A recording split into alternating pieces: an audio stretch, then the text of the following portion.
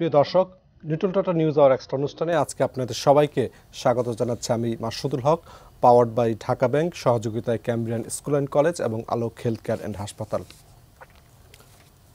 ধর্মভিত্তিক রাজনীতি থেকে বের হয়ে ধর্মনিরপেক্ষ রাজনীতির মাধ্যমে স্বদেশপ্রেম ও প্রবল জাতীয়তাবাদের আদর্শে উদ্ভাসিত হয়ে বাংলাদেশের স্বাধীনতা সংগ্রামের এক মহানায়কের নাম বঙ্গবন্ধু শেখ মুজিবুর রহমান।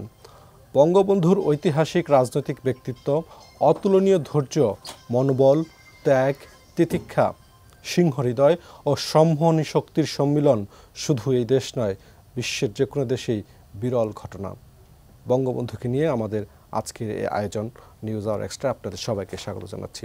আলোচনা করার জন্য আমাদের সঙ্গে স্টুডিওতে উপস্থিত রয়েছেন চট্টগ্রাম বিশ্ববিদ্যালয়ের সাবেক উপাচার্য এবং বিশ্ববিদ্যালয় মঞ্জুরি কমিশনের সাবেক চেয়ারম্যান অধ্যাপক আব্দুল মান্নান, রয়েছেন বাংলাদেশ কৃষি বিশ্ববিদ্যালয়ের সাবেক উপাচার্য এবং বর্তমানে ইমেরিটাস অধ্যাপক ডক্টর আব্দুল সাত্তার মণ্ডল। স্যার, আপনাদের দুজনকে আজকের আলোচনায় স্বাগত জানাচ্ছি। স্যার, আলোচনাটা শুরু করছি বঙ্গবন্ধুকে নিয়ে। কয়েকজন ব্যক্তির একটু মূল্যায়ন আমাদের আর্কাইভে ছিল অনেক আগে, তারা অনেকেই মারা গেছেন, আমরা একটু দেখে আসবো।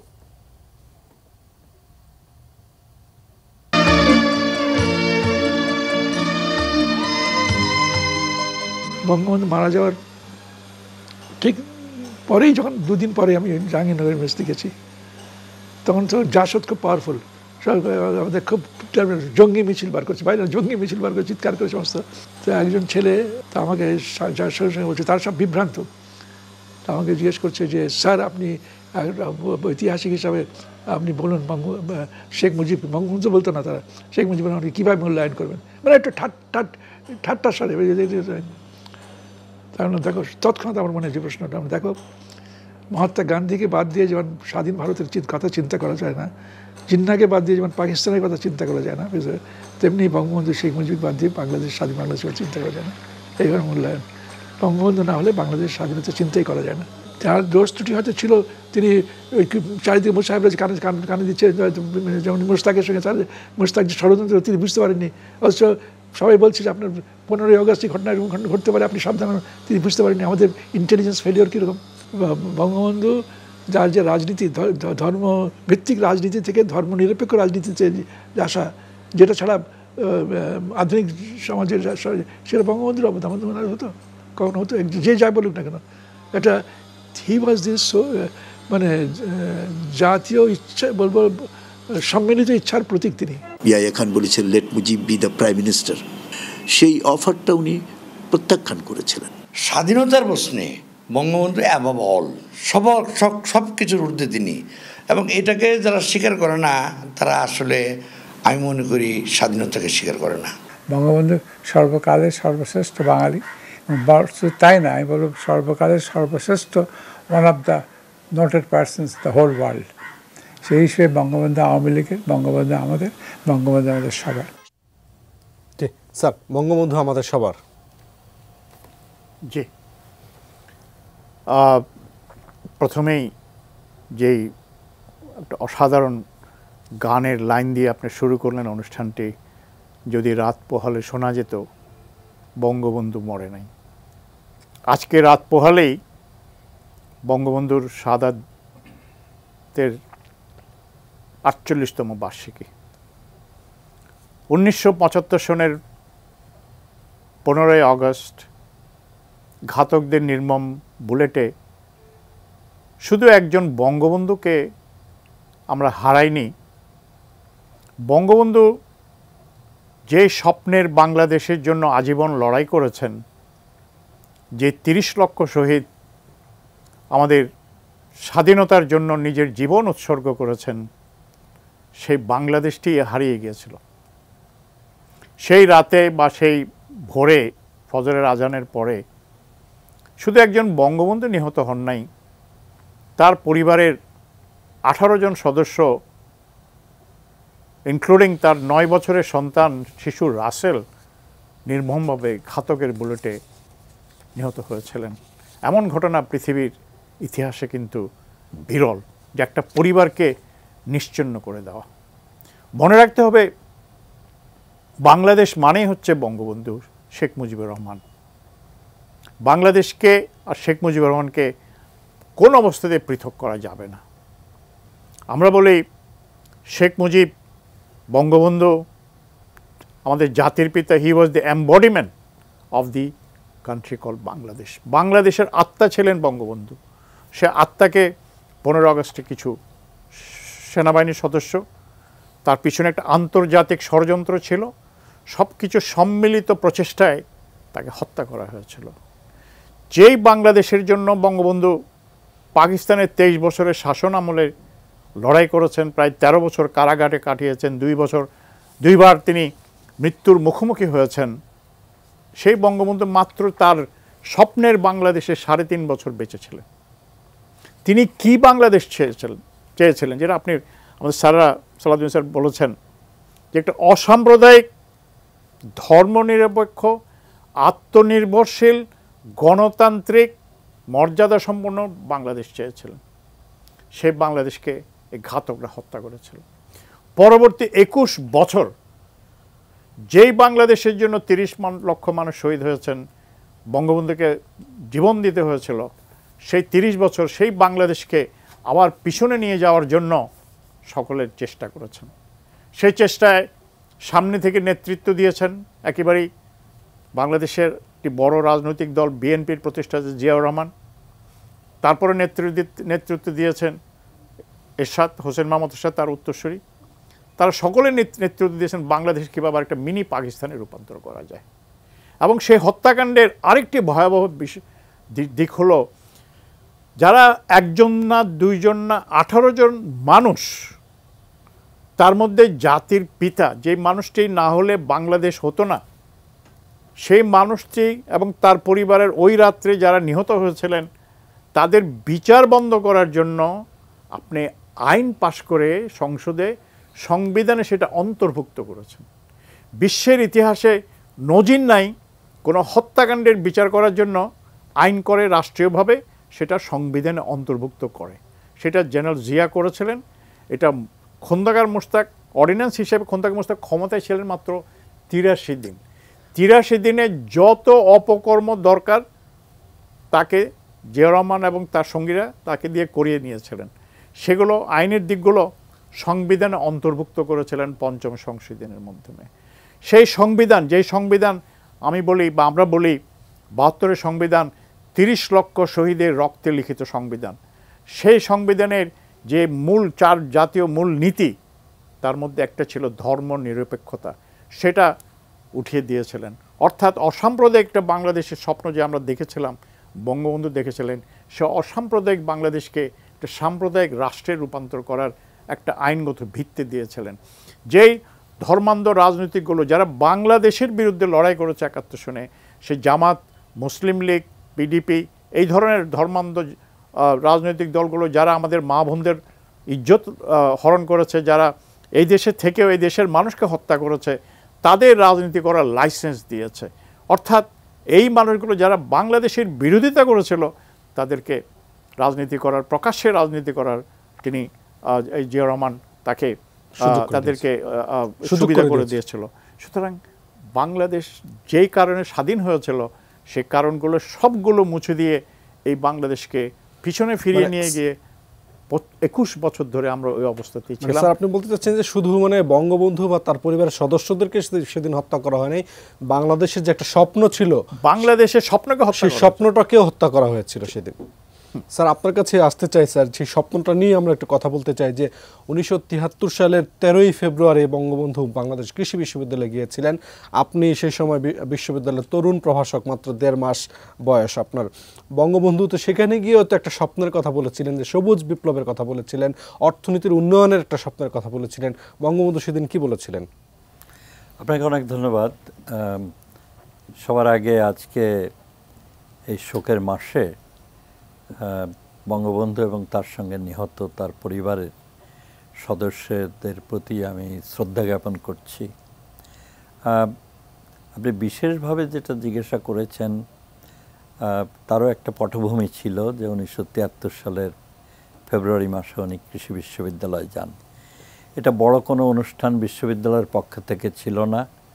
বঙ্গবন্ধু দীর্ঘদিন থেকে আমাদের ছাত্র নেতাদের কাছে উনি কথা দিয়েছিলেন, আগ্রহ প্রকাশ করেছেন যে তোদের আমাকে কোনো অনুষ্ঠানে নিতে হবে না।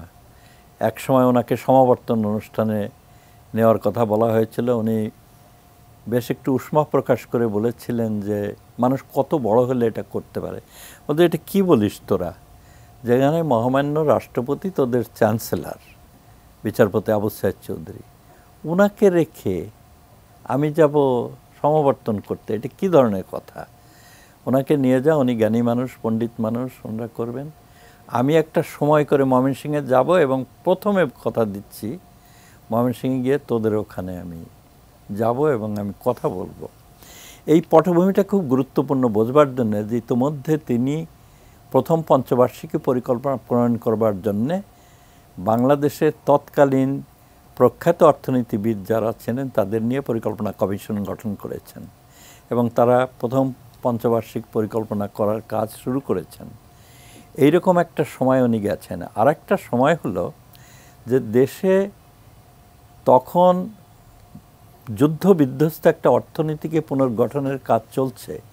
খাদ্যাভাব, এই যে বিধ্বস্ত অর্থনীতিতে যেটা হয় সেটা আছে এবং প্রচুর পরিমাণ সাহায্য নির্ভর একটা দেশ।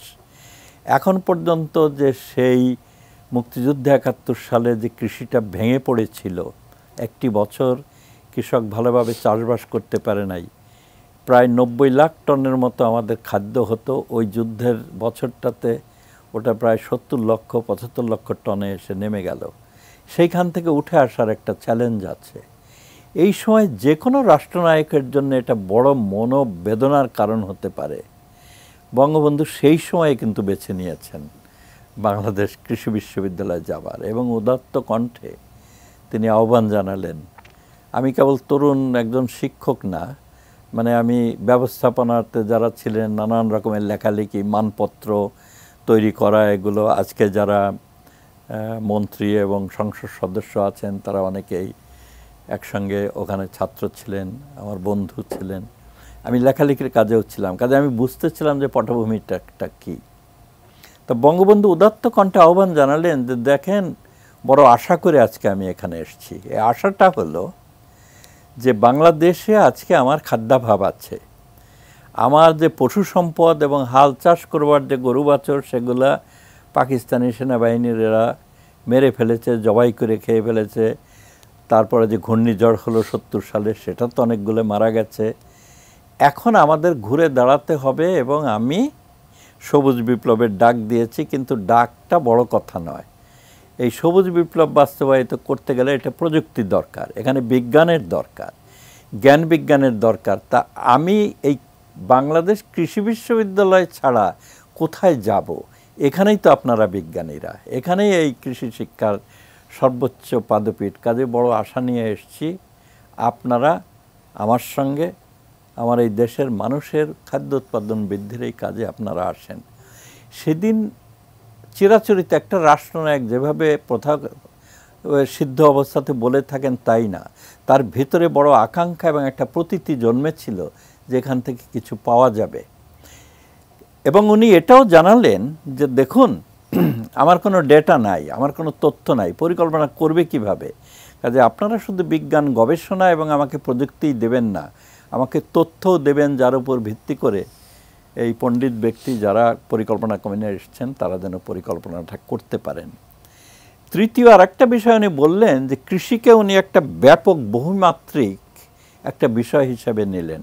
তখন পর্যন্ত আমরা কিছু মনে করতাম যে ধান, পাট ইত্যাদি এইটাই কৃষি, আসলেও এখনও ওইটি প্রধান, কিন্তু বঙ্গবন্ধুই প্রথম ওইটাকে একটা বহুমাত্রিকতা যোগ করলেন এবং ওই বক্তব্যের মধ্যে উনি বলে ফেললেন যে দেখুন, কৃষি মানে কিন্তু কেবল ধান চাল নয়, কৃষি বলতে মাছ, মাংস, দুধ, শাকসবজি পর্যন্ত, ফলমূল, এটা পর্যন্ত উনি উল্লেখ করলেন।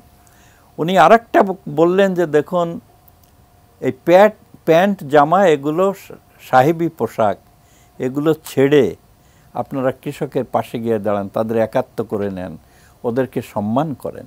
এবং বঙ্গবন্ধু এটাও বলতে ভুললেন না, অথবা তার মনে এসেছিল যে তাদেরকে যে সম্মান করবে এই গ্র্যাজুয়েট এবং এই যে কৃষি বিজ্ঞানীরা, তাদের তো পদমর্যাদার একটা ব্যাপার আছে এই সমাজে।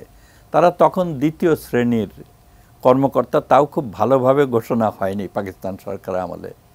উনি ওই দিন ওটা ঘোষণাটা দিলেন যে দেখেন এখন কিন্তু আমি গ্রামে যাচ্ছি, আমি সমবায়, সবুজ বিপ্লব এগুলো নিয়ে গ্রামে যাচ্ছি এবং এই গ্রামের প্রথম অগ্র সৈনিক হিসাবে আপনারা গ্রাজুয়েটরা আসবেন আর কি। আমাদের সামনে বড় ভালো দিন আছে, আপনাদের মর্যাদা বাড়বে, আপনাদের সম্মানও বাড়বে।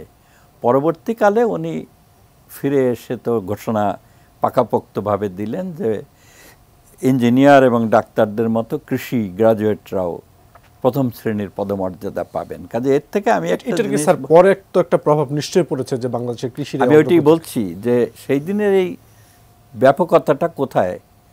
কিছুক্ষণ আগে কথা হচ্ছিল যে সিভিল সার্ভিস ইত্যাদিতে কৃষি গ্রাজুয়েটরা ভালো করছে।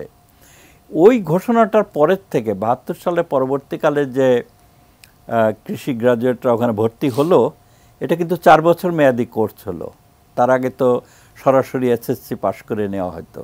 এইচএসসি পাশ করে এই যে ভর্তিটা, এখানে দেখা গেল যে মেধা সম্পন্ন যে ছাত্রছাত্রীরা যারা এসএসসি এইচএসসি পাশ করে তারা ভর্তি হওয়া শুরু করলো এবং আজ পর্যন্ত এই ধারাটা অব্যাহত আছে। কাজেই বঙ্গবন্ধুকে যদি আপনি বলেন যে স্বপ্ন, এই স্বপ্ন বাস্তবায়ন করার যে রূপকার এবং তার জন্যে প্রতিষ্ঠানগতভাবে রাষ্ট্রীয়ভাবে স্বীকৃতির ব্যাপারটাও যে গুরুত্বপূর্ণ, ওটা কিন্তু ওই কাজটি সেদিন তিনি করেছিলেন।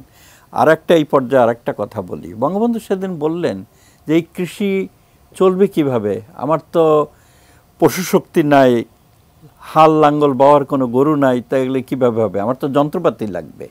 তো যন্ত্রপাতি হঠাৎ করে কোথার থেকে আসবে, আমার তো অত টাকাও নাই উনি বললেন। তখন আমাদের ওখানে একটা ইঞ্জিনিয়ারিং একটা অনুষদ আছে এবং তার মধ্যে আবার কৃষি যন্ত্রপাতি নির্মাণ করার একটা বিভাগ আছে এবং ল্যাব আছে। আপনি খেয়াল করে দেখবেন প্রথম পঞ্চবার্ষিকী পরিকল্পনা আমার মনে হয় 4000 কত কোটি টাকার একটা টোটাল বরাদ্দ ছিল। তার মধ্যে থেকে উনি 100 কোটি টাকা আলাদা করে দিলেন যে ওই কৃষি যন্ত্রপাতি এবং কৃষি প্রযুক্তির কাজটি করবে এবং বাংলাদেশ কৃষি বিশ্ববিদ্যালয়কে ওটার কোঅর্ডিনেট করার বা সমন্বয় করার দায়িত্বটা দিলেন। এটা তো উনি থেমে থাকেন নাই। উনি ওই সময় যে বিদেশে গেছেন, কোনো সফর বা কোনো কূটনৈতিক আলোচনা নিয়েই উনি সীমাবদ্ধ ছিলেন না। উনি যুগোস্লাভিয়া না কোথায় উনি গেলেন, সেখানে উনি একটা পাম্প দেখেছেন পানি সেচের জন্যে, যেটা পরিবহনযোগ্য এবং খুবই দক্ষ। উনি আসবার সময় নাকি প্লেনে করে ওর একটা স্যাম্পল নিয়ে এসছেন এবং বর্তমান কৃষিমন্ত্রী ডক্টর রাজছাক আমার বন্ধু, সে আমাকে বলল যে ওটা ওদেরকে ডেকে নিয়ে বলছে যে এই যে আনছি এইসব যন্ত্রপাতি, তোমরা এগুলো নিজেরা বানাও, এটা ব্যবহার করো এবং আমার কৃষকের মধ্যে ছড়িয়ে দেবার চেষ্টা করো। আমি মনে করি যে ওই একটি সফর 13ই ফেব্রুয়ারি ওইখানেই ওটা শেষ হয় নাই। ওখানে একটা ইঞ্জিনকে স্টার্ট দেওয়া হয়েছে এবং সেই ইঞ্জিনের গতিটা এতটাই প্রচণ্ড ছিল যে সেই গতিটা এখন পর্যন্ত চলছে, সেটা সুফল আমরা ভোগ করছি, সুফল ভোগ করছে এবং বর্তমান সরকার সেই গতিটার সঙ্গে আরও বেগ এটা যুক্ত করেছেন, ধারাবাহিকভাবে এটা চলছে। জি স্যার, দুজন দর্শক রয়েছেন, আমরা প্রশ্ন নিতে চাই। হ্যালো হ্যালো হ্যালো, জি প্রশ্ন করুন। আসসালামু আলাইকুম, আমি পিন্টু দুয়ারি পটুয়াখালী থেকে বলছি। জি, আমার প্রশ্নটা হচ্ছে, আগস্ট মাস আসলেই জাতির হৃদয় ভারাক্রান্ত হয়। দুইজন অতিথির কাছে আমার প্রশ্ন, 15ই আগস্টের কুশীলভ রায় কি 21শে আগস্ট গ্রেনেড হামলার মূল পরিকল্পনাকারী কিনা? সকলকে ধন্যবাদ। জি অশেষ ধন্যবাদ। আমরা আরো একটি প্রশ্ন নিব। জি আসসালামু আলাইকুম। জি শাহাবুল্লাহ ভাই, আমি কৃষিবিদ মোহাম্মদ শাহাবুল্লাহ সরকার নয়ন। জি, আমার প্রশ্ন ছোট্ট দুইটা। আমার সম্মানিত শিক্ষক বাংলাদেশ কৃষি বিশ্ববিদ্যালয়ের সাবেক উপাচার্যের কাছে 1 নম্বর প্রশ্ন হলো, স্বাধীনতা 53 বছর পরে এসে বঙ্গবন্ধুকে আমরা অনেকে মাথায় তুলে রাখছি এবং ক্ষেত্র বিশেষে ব্যবহার করছি, কিন্তু তার আদর্শকে আমরা বুকে ধারণ করছি না কেন? দ্বিতীয় প্রশ্ন, প্রখ্যাত সাংবাদিক আব্দুল গাফফার চৌধুরীর মৃত্যুর কিছুদিন আগে ইত্তেফাকে লিখে গেছেন, পারলে আওয়ামী লীগকে বলবো বঙ্গবন্ধুর আদর্শে ফিরে যেতে। সেই আদর্শে ফিরে যাওয়ার পথ কি বন্ধ হয়ে গেছে অথবা পথ হারিয়েছে? জি ধন্যবাদ। আমরা শুনবো স্যার, আমরা একটা বিরতিতে যাব, বিরতির পর আসছি। প্রিয় দর্শক, আমরা Nitol Tata News Hour Extra অনুষ্ঠান থেকে আমরা বিজ্ঞাপন বিরতিতে যাচ্ছি, বিরতির পর ফিরে আসছে আমাদের অনুষ্ঠানে।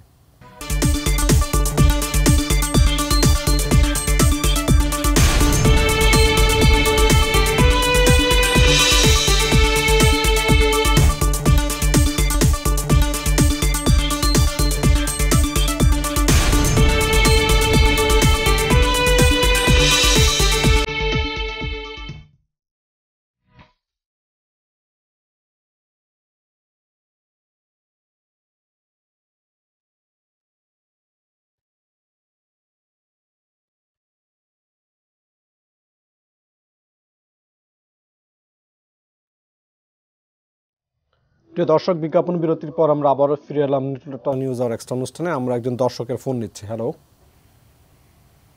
হ্যালো, আসসালামু আলাইকুম। জি প্রশ্ন করুন।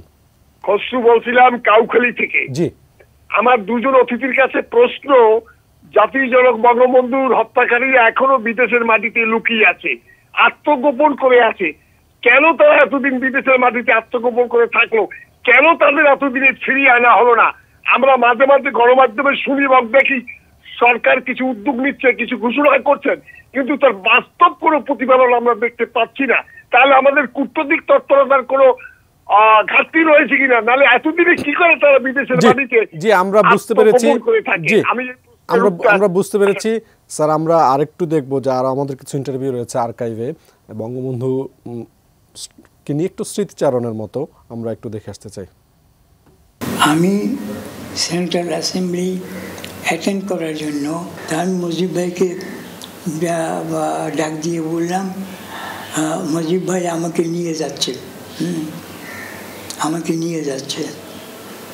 তখন ওখানে আর কিছু করতে পারেন নাই, উনি গেলেন করাচি। করাচি যাওয়ার পরে এসব মধ্যে তিনি প্রশ্ন তুললেন, এসব মধ্যে যে আমার মেম্বারকে কেন অ্যারেস্ট করা হয়েছে। উনি গভর্নমেন্ট হাউসে পাশ দিয়া যাচ্ছেন, আমি পাশ দিয়া যাচ্ছি। তখন তিনি আমাকে ঠাট্টা করে বলছেন, সর্দার তুমি এখন কি করো? আমি বললাম আমি মুজিব ভাই রাস্তা মাপি। রাস্তা মাপি? না তুমি রাস্তা মাপবা কেন? তুমি ইউনিভার্সিটিতে যাও। এত বড় দিল ছিল, ম্যান উইথ লার্জ হার্ট, এত বড় দিল তার। অত বড় দিল হয় না। ওই typical middle class Bengali Muslim, typical. ওনার বইটা পড়লে বুঝবেন আপনি। He represented the Bengali middle class একেবারে। যারা বাঙালি মিডল ক্লাস, কিছু উইথ ব্যাকগ্রাউন্ড অফ মানে রুরাল ব্যাকগ্রাউন্ড। শহরে উনি থাকতেন, কিন্তু গ্রামের মাটি উনি কখনই ভরেন নাই। বিশ্বের এই এলাকায় এবং সর্বত্র শান্তি প্রতিষ্ঠা ও অক্ষুণ্ণ রাখার প্রতি প্রচেষ্টায় আমাদের সমর্থন অব্যাহত থাকবে। সত্যি কথা বলতে গেলে অত্যন্ত তৃপ্তিদায়ক একটি মুহূর্ত। এবং এই কাজটা যখন সফলভাবে শেষ করলাম, আর যখন বঙ্গবন্ধু বলতেন তুমি ভালো বক্তৃতা দিয়েছিলে, এর চাইতে বেশি কমপ্লিমেন্ট আমি আর জীবনে কোনো আশা করিনি কারোর কাছ থেকে। ভালো ভালো সাবাস। এইসব যখন করতেন না, মনে হতো যে লোকটা যেন আর কী করতে পারে, যা করছি তা কিছুই নয়, আরও কেন কিছু করতে পারি না, এটা মনে হতো। সত্যি বলছি, এখন আবেগ নিয়ে বলছি না। এই বঙ্গবন্ধুকে আমি সত্যিকার অর্থে শ্রদ্ধা করি। আমি মনে করি তিনি বাংলাদেশের একমাত্র নেতা যার স্মৃতিতে আমি আমার মাথা নোয়াবো। আর কারণ সম্বন্ধে আমি এই কথা বলতে পারি না। জি স্যার, শেষ ফারুক চৌধুরী শেষ কথাটা দিয়ে শুরু করতে চাই যে বঙ্গবন্ধু একমাত্র নেতা, তিনি বলছিলেন যে তার প্রতি তিনি মাথা নোয়াতে পারেন, আর কারোর প্রতি তিনি মাথা নোয়াবেন না। আসলে আমাদের তিনজন দর্শক ছোট ছোট 2-3টা প্রশ্ন দিয়েছে, তাদের ওদের একটু জবাব দেওয়া দরকার। যে একটা জবাব হয়তো উনি দিবেন, যে একটা হচ্ছে 16 আগস্টের যারা ঘাতক, 15 আগস্টের ঘাতক যারা, হ্যাঁ, তারা কি 21 আগস্টের এই ঘটনাটা ঘটিয়েছিল কিনা শেখ হাসিনাকে হত্যা করার জন্য, বা আওয়ামী লীগকে একেবারেই দল হিসেবে নেতৃত্ব শূন্য করার জন্য?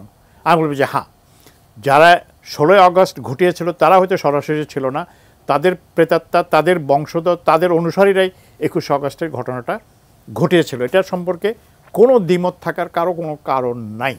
দ্বিতীয়ত যে ওই যে পলাতক যে কূটনৈতিক ব্যর্থতা কিনা পলাতক আসামিদের ফিরিয়ে আনা 12 জনকে মৃত্যুদণ্ড দেওয়া হয়েছে। আমার যদি স্মৃতি আমাকে প্রতারিত না করে, তার মধ্যে 7 জন পলাতক ছিল, তার মধ্যে জানা মতে 2 জন মারা গেছে, 5 জন এখনো পলাতক। তার মধ্যে 3 জনের হদিশ পাওয়া গেছে, একজন হচ্ছে কানাডাতে থাকে, একজন মার্কিন যুক্তরাষ্ট্র থাকে, একজন যুক্তরাজ্যে থাকে। 3 জন হদিশ পাওয়া, 2 জন জানা মতে তাদের মৃত্যু হয়েছে, তাদের স্বাভাবিক মৃত্যু হয়েছে পলাতক অবস্থায়। কোথায় হয়েছে জানি না।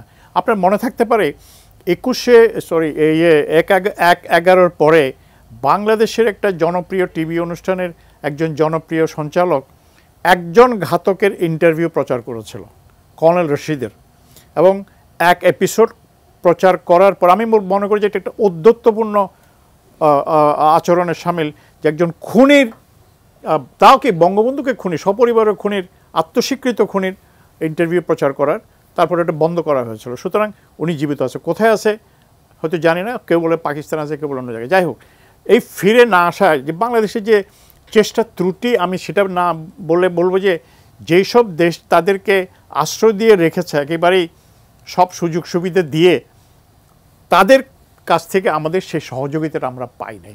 অথচ নিয়মিত বিরতি দিয়ে এখন তো একেবারেই প্রতিদিনই হচ্ছে, তাদের আমাদেরকে গণতন্ত্রের সবক দেয়, আমাদের হিউম্যান রাইটস মানবাধিকারের সবক দেয়, কিন্তু তাদের দেশে খুনিদের যে আশ্রয় দিয়েছে এই কথাটা তারা কখনো প্রকাশ্যে স্বীকারও করে না, অস্বীকারও করে না, দিবে সেটাও বলে না।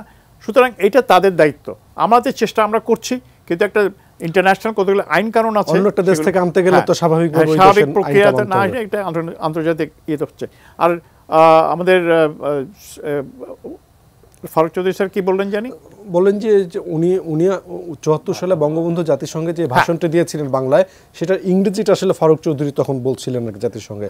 তারপরে বঙ্গবন্ধু ওনাকে খুব করলেন, অভিনন্দিত করলেন যে খুব ভালো হয়েছে, এবং সেই কারণেই তিনি বলছেন যে বঙ্গবন্ধু যেভাবে ওনাকে অভিনন্দিত করেছেন, সেটার জন্য উনি বলছেন যে বঙ্গবন্ধুই ওনার কাছে একমাত্র নেতা যার প্রতি তিনি মাথা নোয়াতে পারেন, অন্য কারোর প্রতি তিনি সেটা করতে পারেন। এটা হচ্ছে বঙ্গবন্ধুর বঙ্গবন্ধুর কৃতিত্ব বা বঙ্গবন্ধুর গুণ, মূলত আপনি করতে পারবেন না, শেষ করতে পারবেন না। বঙ্গবন্ধুর সবচেয়ে বড় গুণ ছিল কাকে দিয়ে কি কাজ হবে সেটা তিনি বুঝতে পারতেন। আপনি ফিরে যান 52 বছর পিছনে, সদ্য স্বাধীন বাংলাদেশে, যে অসংখ্য আপনার সমস্যা, খাদ্য নাই, গুদামে 1 ছটাক চাল নাই, ব্যাংকে 10টা টাকা নাই, আমাদের 2টা সমুদ্র বন্দর বন্ধ। এই অবস্থায় 1 কোটি মানুষ ভারত থেকে ফিরে আসছে, 1 কোটি মানুষ আবার দেশের অভ্যন্তরে ভিটাচ্যুত হয়েছে, তাদেরকে পুনর্বাসন করতে হবে। কৃষকদের যে তাদের কৃষিকাজ শুরু করার জন্য সব কিছু যোগান, একটা ভয়াবহ পরিস্থিতি, সেটা আমাদের প্রজন্ম হয়তো বলতে পারবে, বর্তমান প্রজন্ম সেটা বলতে পারবে না। এই অবস্থার মধ্যে বঙ্গবন্ধু কাকে দিয়ে কি কাজ হবে সেটা বুঝতে পারতেন। এই যে বাংলাদেশে তিনি এসে প্রথম যে কজন ব্যক্তিকে খোঁজ করেছেন, তার মধ্যে একজন ছিলেন অধ্যাপক ডক্টর নুরুল ইসলাম স্যার। উনি প্ল্যানিং কমিশনের প্রথম ভাইস চেয়ারম্যান ছিলেন। এই কয়েক মাস আগে তার মৃত্যু হয়েছে আমেরিকায়, তাকে উনি খুঁজে বের করেছেন। তারপরে নতুন প্ল্যানিং কমিশন গঠন করেছেন। এটা একটা অসাধারণ কাজ। তিনি এই যে কৃষকদের যে জমির খাজনা মওকুফ করে দিয়েছেন, এটা কিন্তু একটা অসাধারণ পদক্ষেপ, দূরদৃষ্টি সম্পন্ন। আপনি শিক্ষা জাতীয়করণ করলেন, শিক্ষকদের এই যে প্রাইমারি স্কুল শিক্ষকদের সব সরকারি এইতে নিয়ে আসলেন, বেতন ভাতা দিয়ে সব সরকার দিবে, আমাদের কিছু নাই, তারপরে তিনি সাহস করে সেটা করেছিলেন। কখনো মাথা নোয়াবার, এই যে মাথা নোয়াবার নয়, বা তিনি কোন লোককে দিয়ে কী কাজ করবেন সেটি তিনি বুঝতে পারতেন। স্যার সর্দার স্যার যেটা বলছিলেন আর কি আগে, স্বাধীনতার পরে তো সর্দার স্যার আসলে চাকরি ছিল না, যেটা আমরা জানতাম। সর্দার স্যারকে তিনি জিজ্ঞেস করছিলেন তুমি কী করো, তখন উনি বলেন যে আমি রাস্তা মাপছি। তারপরে কিন্তু উনি সর্দার স্যারকে কিন্তু ঢাকা বিশ্ববিদ্যালয় বঙ্গবন্ধু নিয়ে আসলেন। আমি সর্দার স্যারতে আমাদের সময়কার উনি শিক্ষক, তো তার সাথে আমার অনেক কথা হচ্ছে। যে কজন মানুষ বঙ্গবন্ধুকে কাছ থেকে দেখেছেন, তিনি তার মধ্যে একজন, তার সাথে কাজ করেছেন, তার সাথে উনি সদস্য গণপরিষদের, পাকিস্তানের অ্যাসেম্বলির জাতীয় পরিষদের সংসদ সদস্য ছিলেন। সুতরাং তাদের মুখ থেকে শোনা একটা আসল জিনিস। আমরা তো শুনে বলি, আর আমাদের প্রজন্ম তো হচ্ছে শুনে পড়ে হয়তো বলবে, তারাই হচ্ছে আসল বঙ্গবন্ধুকে যাচাই করতে পারবে, বঙ্গবন্ধুকে তার গুণ সম্পর্কে সরাসরি বলতে পারে, এই মানুষগুলো তো এখন আমাদের মাঝে নেই, বা বস্তুতপক্ষে নেই, 2-4 জন হয়তো থাকতেও পারে। কিন্তু এই যে মাথা নোয়াবার যে ব্যাপারটি, আপনি যদি একজন মানুষকে শ্রদ্ধা করেন, সেই মানুষটি এখন আমি বলবো যে বাংলাদেশে একজন মানুষও থাকে, যে সেটা হচ্ছে বঙ্গবন্ধু শেখ মুজিবুর রহমান, যিনি আপামর জনসাধারণ, সাধারণ মানুষ, খেটে খাওয়া মানুষের কাছে আপনার একজন মানে দেবতুল্য মানুষ আমি বলবো যে ছিলেন। আপনি হয়তো তার অনেক বক্তৃতা শুনেছেন যে কৃষকদের সম্পর্কে কী বলেছেন, তাদেরকে সম্মান করে কথা বলবা, যে তোমরা আমরা যে বেতন পাই, ওই কৃষকরা, ওই খেটে খাওয়া মানুষদের অর্থে আমাদের বেতন আসে। এটা তিনি প্রকাশ্যে জনসভায় সোহরাওয়ার্দী উদ্যানে, তখন রমনা রেস কোর্স ছিল, পরে সোহরাওয়ার্দী উদ্যানে, সেখানে তিনি প্রকাশ্যে বলেছেন যে জনগণের মানুষ সেবা করার জন্য না বলে, যে ডক্টর মণ্ডল যেটা বললেন যে কৃষিতে কাজ করতে গেলে, কৃষি খামারে কাজ করতে গেলে এই প্যান্ট স্যুট পরে নামলে হবে না, এটা তোমাকে কৃষকের পাশে থেকে, যে তারা যেভাবে চালচলন করে, যারা যেভাবে কাজ করে, সেভাবে তোমাকে কাজটা শিখতে হবে। তিনি জানতেন কিভাবে কি করতে হবে। সুতরাং এই যে শ্রদ্ধার জিনিসটা, এটা কোনো আরোপিত জিনিস না, এটা নিজ থেকে আসে, মন থেকে আসে। বাংলাদেশের যে আমি 70-এর নির্বাচন তো দেখেছি, আমি 71-এর সেই আগুন ঝরার দিন দেখেছি, আমি 7ই মার্চের ভাষণে উপস্থিত ছিলাম। সব মানুষকে আওয়ামী লীগ করে তা তো না, সব মানুষ যে ওই 7ই মার্চে সেই বিশাল ঐতিহাসিক জনসভায় এসেছিল, তারা সবাই আওয়ামী লীগ করে তা না। তো ওই মানুষটির প্রতি তাদের আস্থা ছিল, এই মানুষটি আমাদেরকে মুক্তি দিতে পারে, এই মানুষটি আমাদের স্বাধীনতা দিতে পারে। সেই আস্থার জায়গাটা তিনি তৈরি করে নিয়েছেন। তিনি কোনো কাউকে হুমকি দেন না যে এটা না, আমাকে তুমি যদি না মানো আমি তোমাকে বহিষ্কার করবো, আমি তোমাকে কোনো ধরনের পানিশমেন্ট, এটা তিনি বলেন নাই। মানুষের ওনার ডাকেই মানুষ কিন্তু যুদ্ধে গিয়েছিল, কৃষক যুদ্ধে গিয়েছিল, শ্রমিক যুদ্ধে গিয়েছিল, ছাত্র যুদ্ধে গেল, নিজের জীবন বাজি রেখে তারা যুদ্ধে গিয়েছিল। সেই একটা ভয়াবহ সময় পার করেছে একজন মানুষের ডাকে, সেটা বঙ্গবন্ধু। সেটা আমি একজনের কথা না বললেই নয়, যে বাঙালির মহাকাব্য কি আমর সফা, উনি কোনো রাজনীতি মানে আওয়ামী লীগের রাজনীতির সাথে বা কোনো রাজনীতির সাথে জড়িত ছিলেন না। তিনি বলেছেন বাঙালির একটাই মহাকাব্য, সেটা হচ্ছে দাবায় রাখতে পারবো না, দাবায় রাখতে পারবেন। এটা এই 1, 2, 3 শব্দ, দাবায় রাখতে পারবা না, এটাই হচ্ছে বাঙালির মহাকাব্য। সুতরাং বাঙালির মহাকাব্য খুঁজতে গেলে আপনার খুব বেশি কিছু দরকার নাই, বঙ্গবন্ধুর ভাষণের ওই 3টা শব্দই হচ্ছে বাঙালি দাবায়। এখন 50 বছর পরে দেখেন যে বাঙালিকে দাবায় রাখা যায় নাই।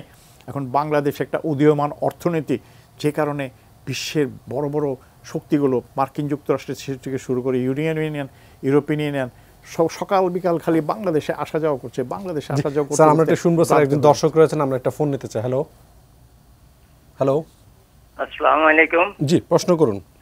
আমি কামরুজ্জামান লাবলু, নাটোরের লালপুর থেকে বলছি। জি, আমি 2 জন আলোচকের কাছে আমার প্রশ্নটা, যে আওয়ামী লীগের নেতৃবৃন্দ বিভিন্ন মঞ্চের সভা সমাবেশে দলিল পত্রে, পেপার পত্রিকায় বলে জিয়াউর রহমান বঙ্গবন্ধুর খুনি।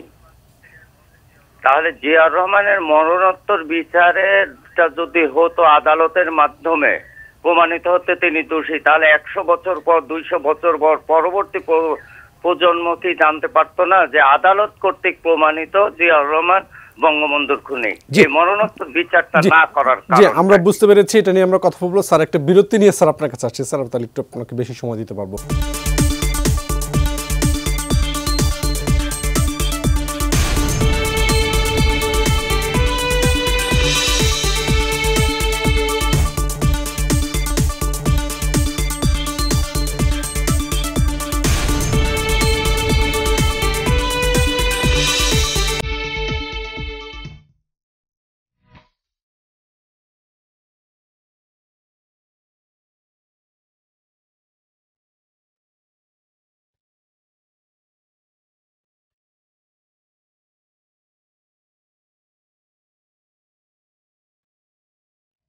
প্রিয় দর্শক, বিজ্ঞাপন বিরতির পর আমরা আবারও ফিরে এলাম টাটা নিউজ আওয়ার এক্সট্রা অনুষ্ঠানে। আমরা একজন দর্শকের ফোন নিচ্ছি।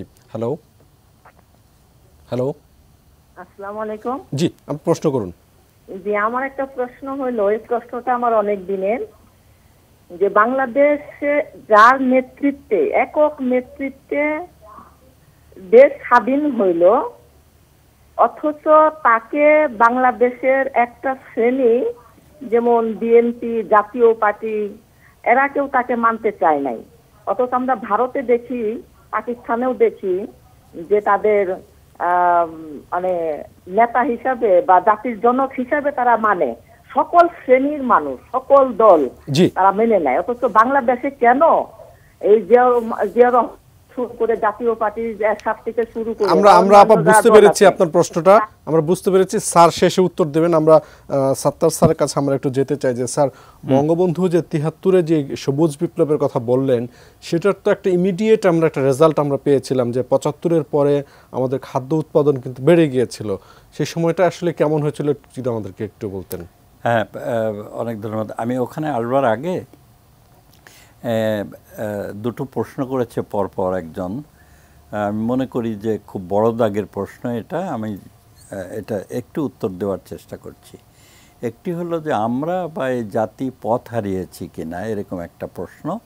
এবং তার আগে সে বলল যে বঙ্গবন্ধুর যে আদর্শ, এটা অনেকে ধারণ করে এবং খুবই বড়সড় করে, কিন্তু তার আদর্শটা আমরা স্থায়ীভাবে অনেকেই ধারণ করছি না কেন, এই জাতীয় দুটা যুথবদ্ধ দুটো প্রশ্ন করেছে। আমি খুব সংক্ষেপে এইভাবে বলি যে আমি মনে করি না যে এই জাতি পথ হারিয়েছে, কখনো হারিয়েছে, কিন্তু আবার এটাকে পুনরুদ্ধার করেছে। কাজে আমার প্রথম কথা হলো যে এটা আমরা পথ হারাইনি, আমরা পথটা ঠিক পেয়েছি এবং পথেই আছি। কিন্তু প্রশ্নটা হলো পথটা কি, আমরা কোন পথের আলোচনাটা করছি। আমি মনে করি বঙ্গবন্ধুর আদর্শ বলেন আর পথ বলেন, আমি যেটাকে মনে করি তার মূল ধারাটার মধ্যে ছিল যে এই যে বাংলাদেশের নামক যে জাতিটার যে জনগণ, তারা সেই ব্রিটিশ আমল থেকে নানা দুর্ভিক্ষ, অভাব, অনাহার, দুর্ভিক্ষ কবলিত একটি জনপদ, এই বিষয়গুলো বঙ্গবন্ধুকে তো তার শৈশব থেকে অত্যন্ত প্রভাবিত করেছে। তিনি এগুলো দেখে এসছেন। তার মধ্যে ব্রিটিশ রাজনীতিও তো ছিল, চক্রান্ত ছিল, অনেক কিছু ছিল, আমরা ইতিহাস থেকে যে জানি। বঙ্গবন্ধুর পথটা হচ্ছে যে তাহলে এই জনপদের জন্য দরকার হচ্ছে গ্রামোন্নয়ন, কৃষি এবং খাদ্যাভাবকে দূর করবার জন্য খাদ্য উৎপাদন বৃদ্ধি করা। পরবর্তীকালে আর অনেক কিছু এসছে।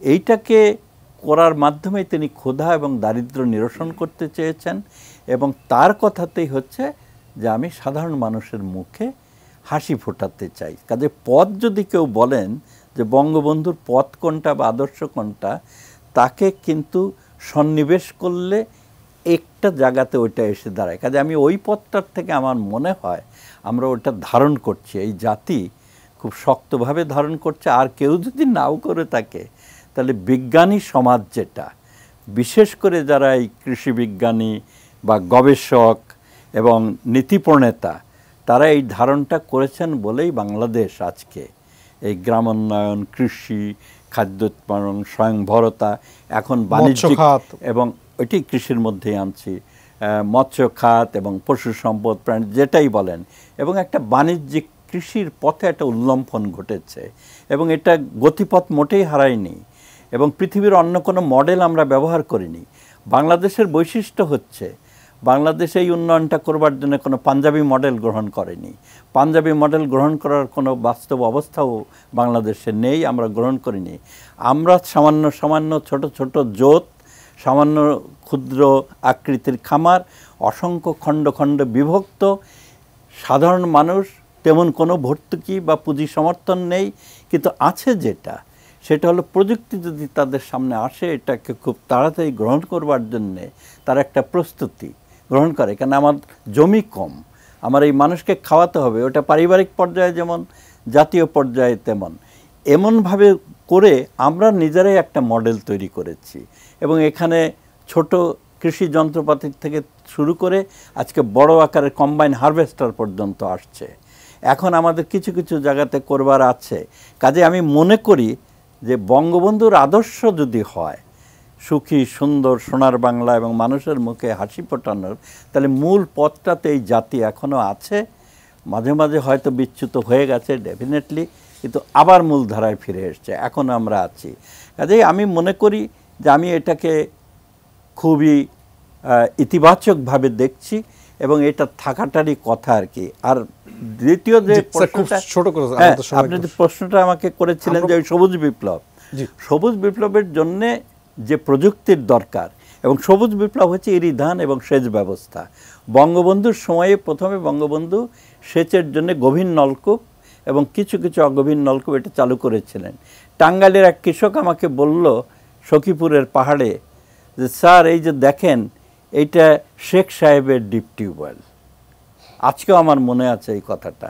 এবং সেই শেখ সাহেবের ডিপ টিউবওয়েল পরবর্তীকালে শ্যালো টিউবওয়েল, 14 লক্ষ শ্যালো টিউবওয়েল, 7 লক্ষ পাওয়ার টিলার এবং ট্রাক্টর, 2 লক্ষ পাওয়ার পাম্প ইত্যাদি এই দেশের প্রাণ শক্তি ওইটা। এটি বঙ্গবন্ধুর।